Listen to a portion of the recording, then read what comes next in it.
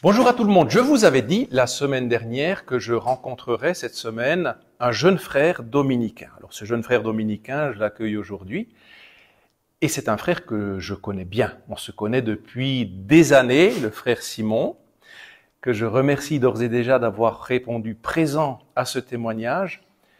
Et aujourd'hui, il m'apparaît primordial de pouvoir donner la parole, comme dernièrement à Bernard sur son expérience à Lourdes après un double AVC, de donner aussi la parole à un jeune.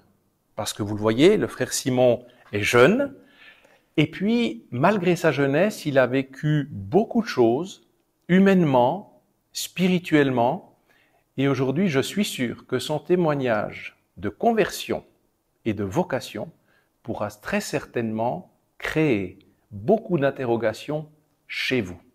Alors frère Simon, salut. Salut. J'espère que tu vas bien. Très très bien. Magnifique. Alors donc aujourd'hui on est dans un environnement connu. Actuellement tu es en études ici à l'université de Fribourg, en Suisse. Et puis qu'est-ce qui t'a conduit jusqu'ici? Waouh, longue histoire. Longue histoire que je vais commencer depuis le début. J'aime bien toujours commencer l'histoire de ma vocation, si j'ose dire, à la fin de mes 13 ans. À la fin de mes 13 ans, juste petit contexte, j'étais dans une famille, comment appeler ça? On était pas trop catho, si j'ose dire. Un peu, mais pas trop. On allait à la messe à Pâques et à Noël et quelques fois pendant l'année, mais rien de plus. Mais pour autant, en fait, à la fin de ma première communion, je devais avoir 11 ans, je crois, non, un peu moins peut-être. On m'avait demandé d'être servant de messe. Et puis, je sais pas vraiment pourquoi, mais en fait, j'avais accepté parce que j'étais un gentil garçon. Je confirme, voilà. C'était un très gentil garçon. C'est gentil. Oui.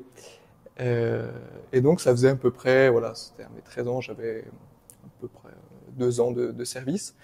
Et ben, on nous a proposé de faire un voyage des servants de messe, un pèlerinage des servants de messe en Belgique. Et puis, ben, pendant ce voyage qui s'est fait en bus, je me souviens toujours de ce bus, j'ai fait la rencontre d'un prêtre qui est devant moi. J'étais, au début, on se connaissait pas énormément. Enfin, je sais pas si je t'avais vu très souvent. Mais voilà. Et ben, pendant ce voyage, en fait, j'ai appris à connaître ce prêtre. Ce qui m'avait beaucoup surpris, je me souviens dans ma mémoire d'enfant, c'est que tu m'avais rapidement dit que tu étais cinéphile, donc en fait on parlait de films ou même de jeux vidéo quand tu jouais encore un peu. Et ça m'avait en fait un peu bousculé déjà. Et donc ça m'avait mis, je dois dire, en confiance en fait. Et on avait discuté, on discutait très librement, surtout pendant les voyages en bus. Et puis au fil de ces conversations, je saurais pas dire quand, certainement que ça s'est fait lentement, mais j'ai une image en fait en moi qui m'est restée. Je sais pas si c'était une conversation précise ou quoi que ce soit, mais j'ai su à un certain moment, à travers ce prêtre qui était en face de moi, qu'il y avait quelqu'un d'autre qui m'aimait à travers lui. Ça a été en fait une certitude en fait qui m'a pris de tous les côtés. En fait, j'étais sûr qu'il y avait quelqu'un d'autre qui m'aimait à travers ce prêtre qui était là. Et ça m'a en fait complètement retourné. C'était pas seulement une certitude en fait, c'était aussi vraiment une expérience quoi, un vécu d'un amour profond. Et dès le moment en fait où j'ai vécu, senti cet amour en fait, j'ai voulu m'y consacrer, comme une cascade en fait qui nous entraîne, qui nous pousse dans son courant quoi. Voilà. Et la première figure que j'avais de consécration en fait à cet amour du Christ, parce que j'ai très vite compris que c'était le Christ qui m'aimait. Ben c'était prêtre diocésain, prêtre de paroisse comme tu l'étais. Alors j'aime bien raconter cette histoire, donc je vais la raconter à la fin de ce voyage en bus. Je suis allé rejoindre ma maman Et la première chose que je lui ai dit, elle m'a redit ça il y a pas longtemps, c'est qu'il faudra que je change d'option au collège. Et puis elle n'a pas tout de suite compris parce que j'étais en option 2, donc c'est l'option plutôt maths scientifique. Et puis en fait, il fallait que je passe en option 1, latin. Puis je lui ai dit, oui, en fait, il faudra que je fasse du latin parce que je veux devenir prêtre. Je me souviens de l'avoir vu un peu pâli ces jours-là. Et encore plus pâli quand tu es arrivé vers elle. Puis elle a dit, oui, je vais vous inviter à la cure, on va en discuter. Bon, résultat des courses, très vite, en fait, ma famille m'a suivi, en fait, dans cette reconversion. En fait, elle m'a pas suivi moi, elle a suivi l'étincelle qu'avait jeté le Christ dans ma famille. Et donc, résultat des courses, ma maman, ça fait plus de 12 ans qu'elle est secrétaire en paroisse.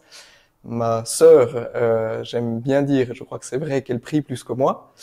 Et mon papa me parle souvent de ses expériences mystiques, donc ça a vraiment été une reconversion totale. Voilà. Et donc, sortant de ce bus, avec cette expérience en moi, de cette personne qui était là et qui m'aimait, qui ne me quittait plus, ben j'ai grandi, j'ai cheminé, et j'ai appris peu à peu le vrai sens de la messe, de l'Eucharistie.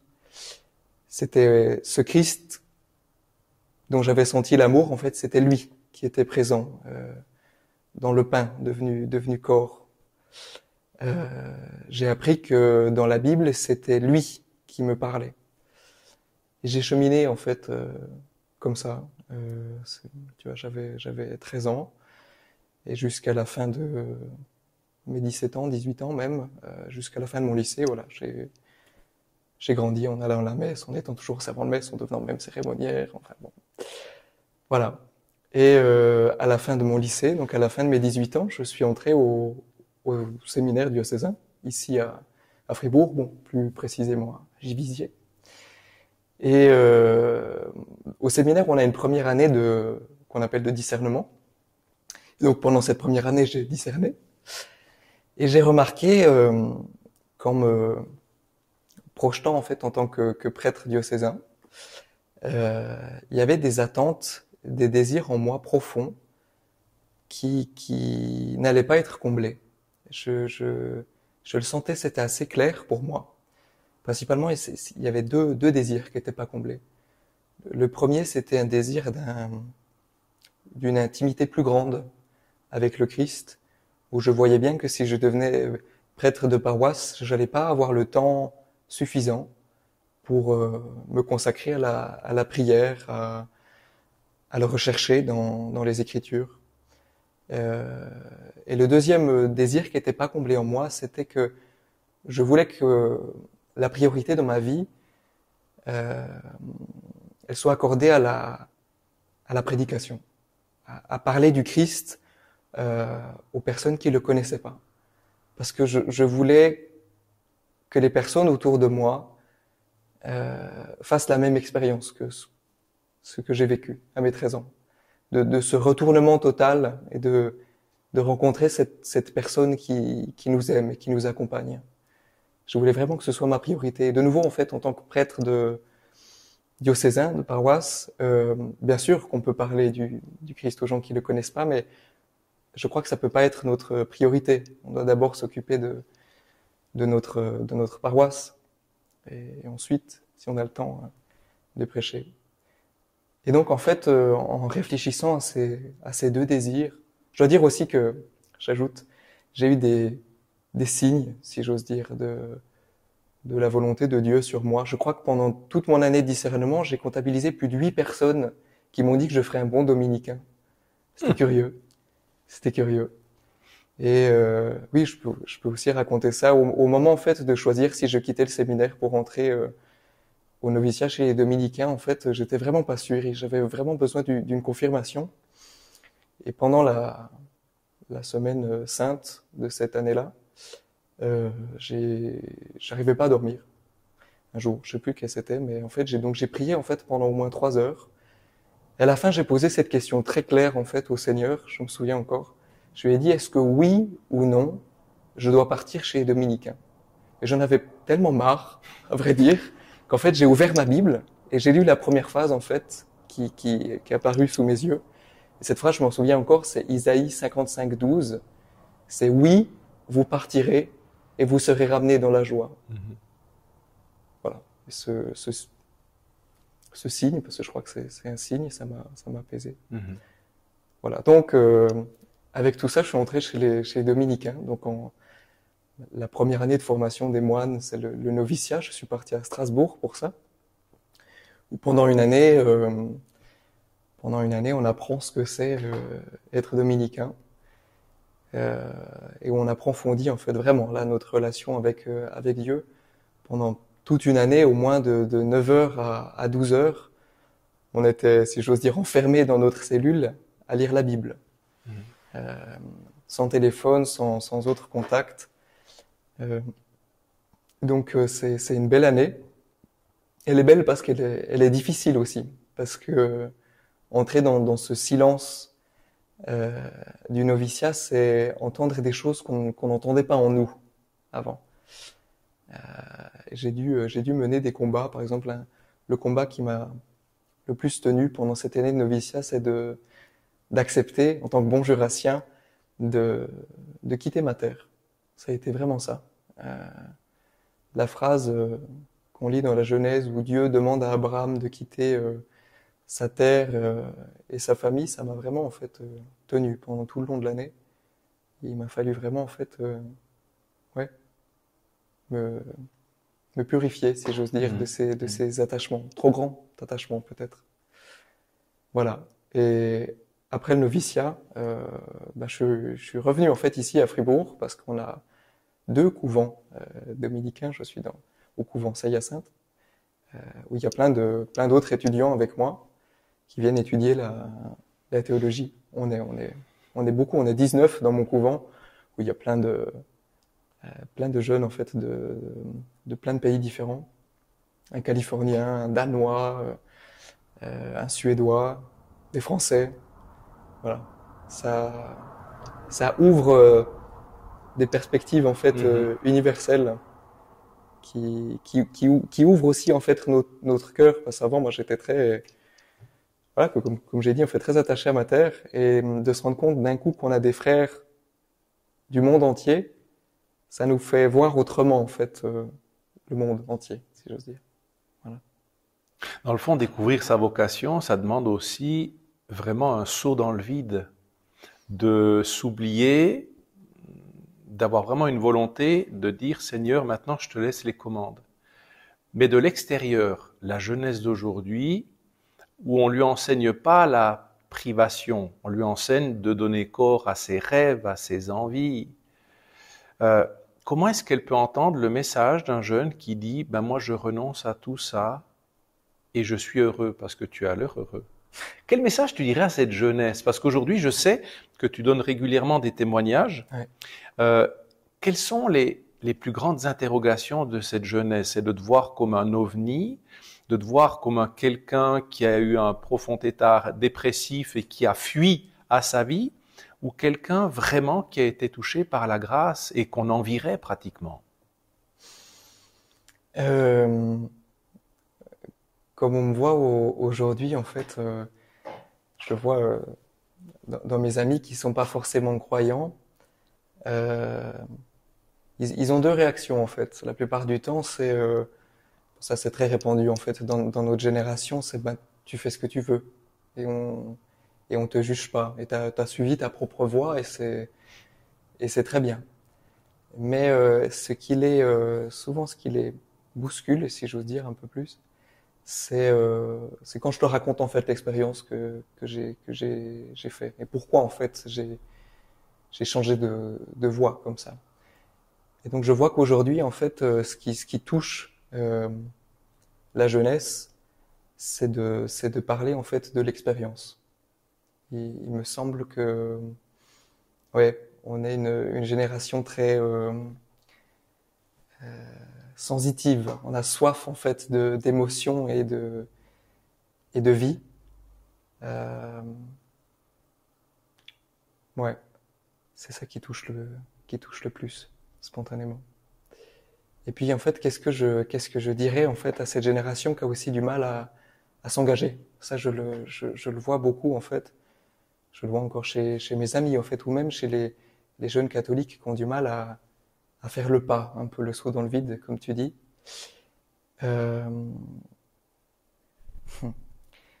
je dirais que bizarrement, je prendrais le contre-pied de ça. En fait, c'est pas s'abandonner. Euh, c'est pas en fait s'oublier. Oui, dans un second temps, mais en fait, dans un premier temps, la vocation, suivre sa vocation, je crois, c'est suivre ce qu'on est profondément. Moi-même, en fait, j'ai suivi en fait les désirs qui m'habitaient, et ceux qui étaient les plus profonds. Et c'est ces désirs-là, en fait, qui m'ont poussé à voir que pour atteindre ce que je désirais, il fallait que je m'abandonne. Euh, et il fallait que je fasse des sacrifices. Mais ça, c'est second. Ce qui est premier, c'est d'abord, en fait, ce désir de bonheur qui nous habite tous. Et le seul qui peut le combler, c'est Dieu. Et ce désir de bonheur, il se modifie, en fait, pour chacun d'entre nous. Comme chacun est unique, ce désir, il va prendre des couleurs différentes. Et donc, en fait, suivre ce désir profond qui se décline en plusieurs désirs profonds, je crois que c'est suivre sa vocation. Et qu'ensuite, en fait, on peut se sacrifier sereinement. Est-ce que le regard, aujourd'hui, on essaie d'évacuer tous les symboles religieux, même dans les pays chrétiens. Alors toi, tu es un symbole religieux en portant l'habit monastique. Depuis que tu portes l'habit, est-ce que tu as eu des moments difficiles ou est-ce que les regards sont plutôt des regards interrogatifs, respectueux, questionnants? La plupart des regards qui se sont posés sur moi depuis que je porte l'habit, ce sont des regards qui s'interrogent. Toujours en fait dans les grandes villes, quand j'étais à Strasbourg, les gens n'ont pas l'habitude de voir. Mais c'est pas non, c'est pas un regard hostile. L'un des seuls regards que j'ai eu qui était vraiment hostile et on m'a craché dessus, c'était une fois en fait une expérience a lieu où personne avait l'air énervé de me voir. Mais non, sinon en fait la plupart des autres regards, c'était des regards interrogatifs. Il y a ça aussi en fait. Il me semble que dans le monde actuel, et puis encore plus dans ma génération, les signes sont très importants. En fait, les signes des vêtements où l'identité, on se reconnaît comme par le fait qu'on se colore les cheveux ou qu'on porte des habits spéciaux. Et il me semble en fait que ça plaît en quelque sorte de voir des gens qui assument leur identité. Oui. Et maintenant, si on t'envoyait auprès de personnes, je veux pas dire athées, mais agnostiques, qui ne connaissent pas ou qui ont un regard suspicieux, interrogatif, ou des jeunes un peu déboussolés, quel serait ton message personnel à essayer de leur transmettre? Ceux qui disent moi Dieu, ça me passe par-dessus. Je leur dirais de chercher encore. Parce que s'ils réfléchissent bien et qui font en fait le point sur eux-mêmes, la question de Dieu, elle est inévitable. J'ai toujours en fait cette phrase, je vais la sortir, de Dostoïevski en tête. C'est dans les frères, je crois que c'est dans les frères Karamazov, où il dit que si Dieu n'existe pas, en fait, tout est permis. Et le mal et le bien n'existent pas. Et c'est vrai. Et donc, juste ça, en fait, qu'ils prennent conscience que si vraiment Dieu n'existe pas, alors il y a plein de choses, en fait, comment dire? Je sais pas comment expliquer ça. Je vais le dire autrement.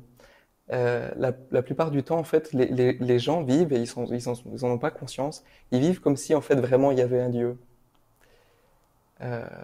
Parce que, en fait, je crois que les lois du monde, etc., et puis notre vie en société, Elle a toujours en fait une dernière référence qui, même en fait si elle y croit plus, c'est toujours Dieu. Et que s'ils prennent en fait conscience de ça, des dernières conséquences que ça a de dire Dieu n'existe plus, peut-être en fait qu'ils vont, comment dire, que ça va leur faire en fait quelque chose, que ça va les booster. Prise de conscience, quoi, Oui. une révélation. Une révélation, ouais, c'est ça. Une véritable révélation. C'est ça. Le regard aussi qu'on peut porter, mais tout spécialement en Occident, on entend très régulièrement que l'Église parabolo, depuis toutes ces histoires d'abus, et on va éviter de rouvrir trop le dossier, de dire qu'il y a beaucoup de sorties d'église, de dire qu'il y a trop de mal de toute façon aujourd'hui dans notre monde pour qu'on puisse admettre l'existence d'un Dieu, alors qu'on voit de plus en plus que la nature humaine a envie de se tourner vers une recherche spirituelle et que l'Église a son rôle profond et entier à jouer là-dedans.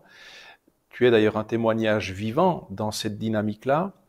Mais là aussi, comment tu réagirais si des médias venaient te dire « mais vous êtes encore le dernier des Mohicans, tout s'écroule, vous êtes dans une église qui est en train de couler ». Comment est-ce qu'on transforme ce message? Spontanément, je dirais que ben non, je suis pas le dernier des Mohicans parce que je sais que l'année prochaine, par exemple, au noviciat, il y a 12 frères qui entrent. C'est étonnant. Et ça doit nous questionner. En fait, je crois pas que l'Église en fait est en train de se détruire, de disparaître.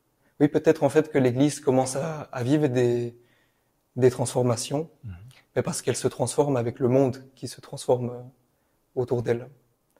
Et qu'aussi les transformations qu'elle vit, je crois vraiment que c'est une purification.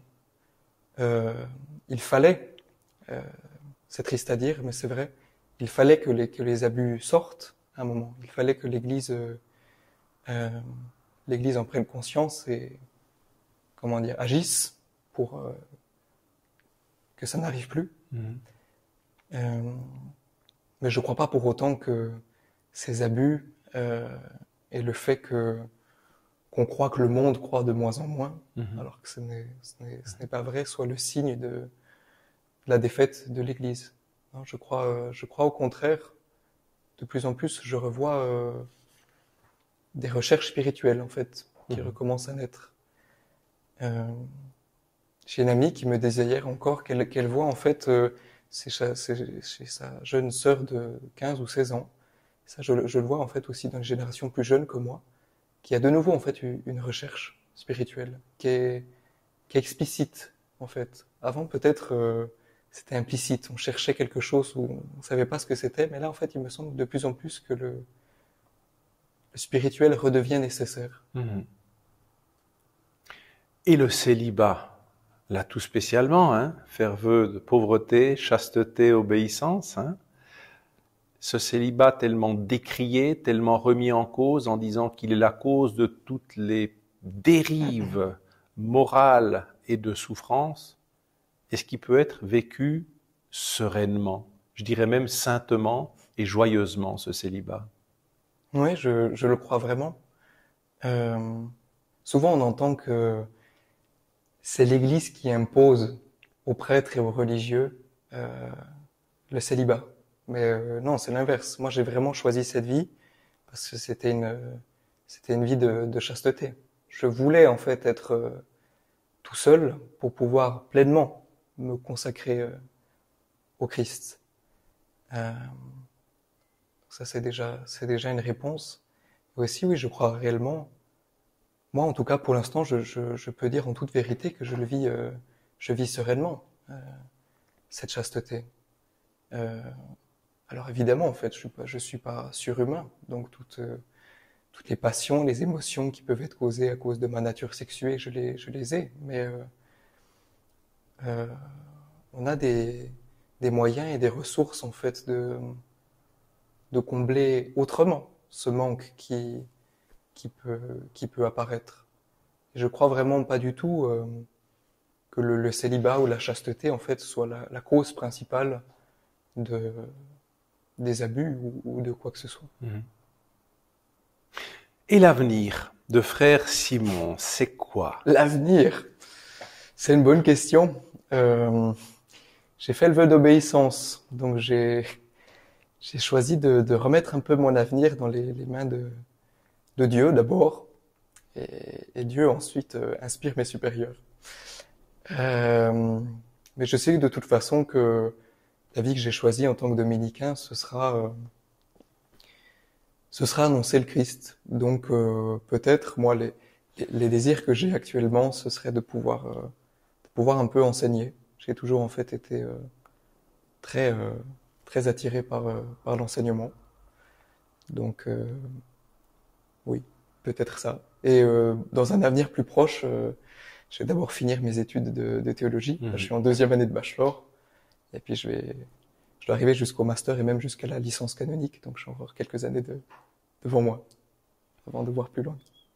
Très bien. Mais voilà, des conduites par objectif où vraiment maintenant c'est la démaîtrise, tout est remis dans les bras de Dieu. Oui, je crois que tout est remis dans les bras de Dieu, en sachant que Dieu nous, j'allais dire piloter, c'est pas le bon mot, et qui nous pousse et qui nous conduit sur le chemin qu'il veut pour nous, à travers notre propre usage de notre liberté et de notre intelligence. Donc oui, j'ai tout remis dans les mains de Dieu, en l'écoutant en fait en moi, dans mon intelligence et dans mon libre arbitre et ma conscience, mais aussi bien sûr dans la voix de mes supérieurs. C'est là aussi qui me parle. Eh bien, on aura envie de te dire déjà merci pour ce témoignage de vie que tu incarnes totalement, humblement. On ressent cette humilité et cette joie. Je trouve que de voir cette joie et cette sérénité, c'est le premier des témoignages. Et ce que je peux te souhaiter, c'est que le Seigneur accomplisse en toi ce qu'il a commencé. Merci beaucoup. Et il l'a bien commencé. J'espère.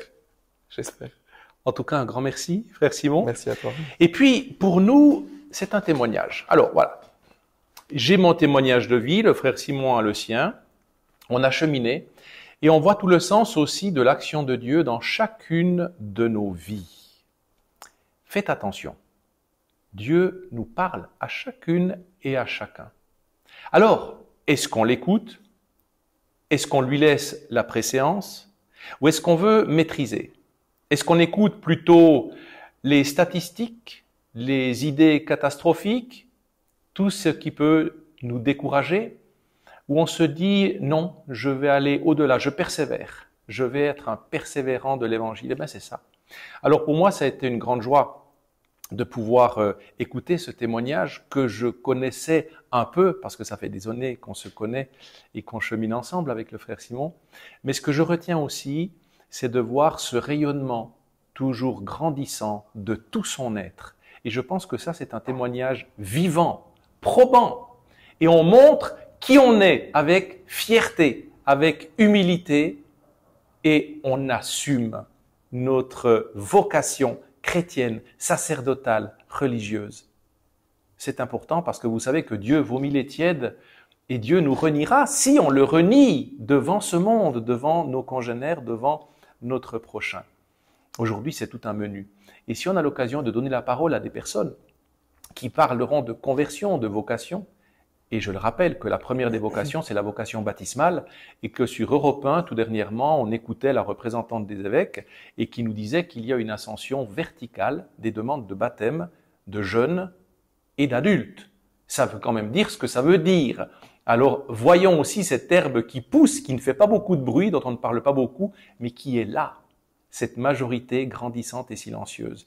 Et puis une chose qui me touche beaucoup aussi, que nous a partagé le frère Simon, c'est de voir toute cette dynamique, je dirais même toute cette émulation de conversion qui a opéré dans toute sa famille, sœurs et parents. Et nous le voyons, que lorsque nous laissons à Dieu toute la place en nous, eh bien, par extension, il va purifier, convertir, et faire cheminer sur le chemin de la sainteté tout notre entourage. Et je crois que c'est un énorme signe que l'on ne chemine pas pour nous-mêmes seulement, mais aussi pour nos prochains. Et les prochains, c'est avant tout ceux qui nous sont proches. N'est-ce pas? Oui, tout à fait. Avançons sereinement, fidèlement, soyons des brûlants de l'Évangile, et que celui qui a des oreilles entende.